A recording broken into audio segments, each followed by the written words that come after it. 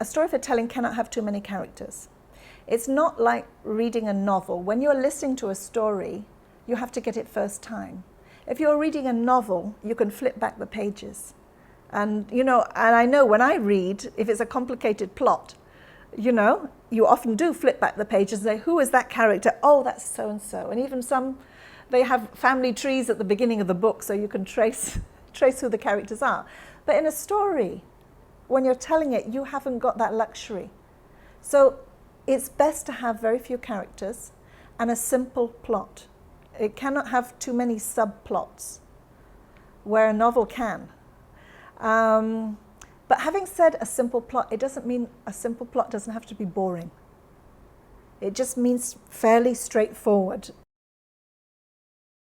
Folk tales have these attributes. They have few characters.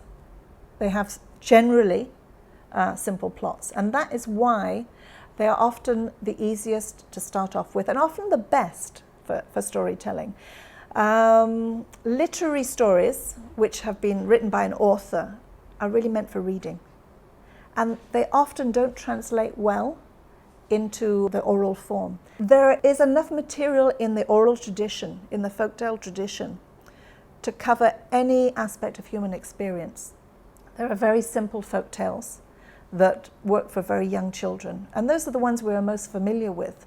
But there are also very sophisticated folk tales that talk about, about pain and suffering, about wisdom, and about they're teaching tales that cover every aspect of, of life.